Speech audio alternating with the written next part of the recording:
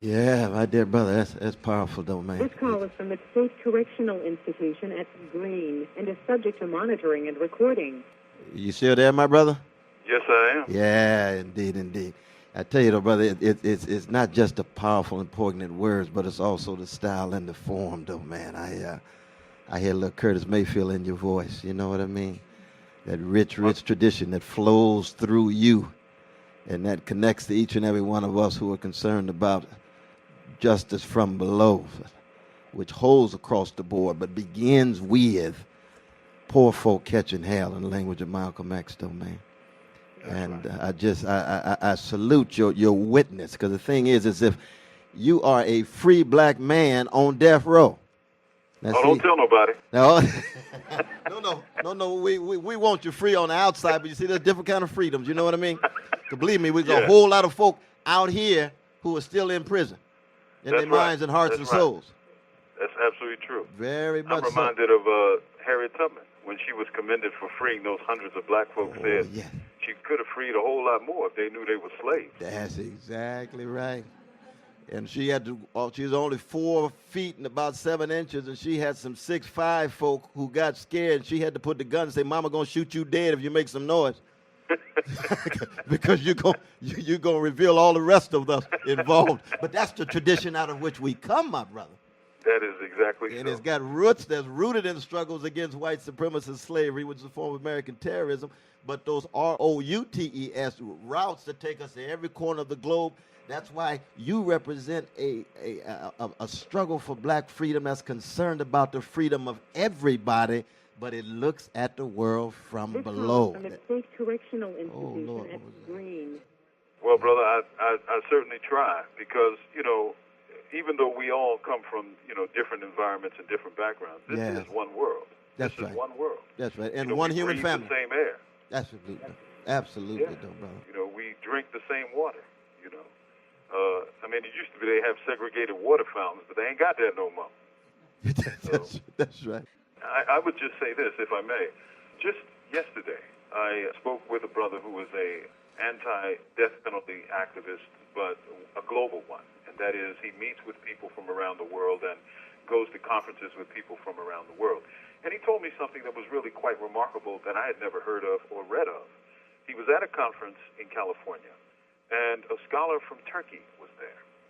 And the guy was telling me, now, when we hear Turkey, we think of course, remember the infamous movie Midnight Express. It showed a very repressive and brutal system in a prison system in Turkey. Well, the scholar explains to him that when a Turkish politician runs for office, what he promises to get elected is forgiveness and leniency and justice and fairness for people arrested and charged with offenses. And when he said that, kind of my mouth dropped. I said, damn, it's like that in Turkey? He said, yeah. When I thought about it, it made a lot of sense, only because we know that Turkey is a non-Arab but a Muslim country. Many Muslim countries really do follow bits of the Quran where there are provisions in the Quran for forgiveness for all kinds of, offenses against communities and people. The only question, of course, in such an instance is, will the family forgive? If the family forgives, then the state, offers forgiveness as well.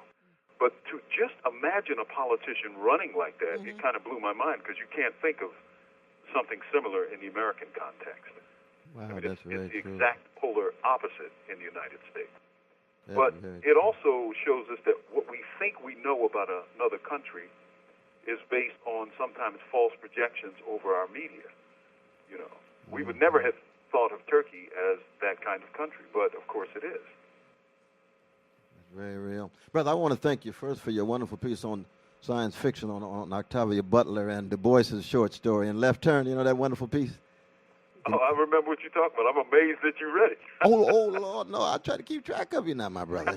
Oh, indeed. And I know you wanted us to read Neil Ferguson's piece on complexity and collapse in foreign affairs, talking about empires that are in deep decline, culture in decay, greed running amok, poor people, working people, oftentimes feeling so impotent, powerless, hopeless, helpless, so that they don't organize and don't mobilize.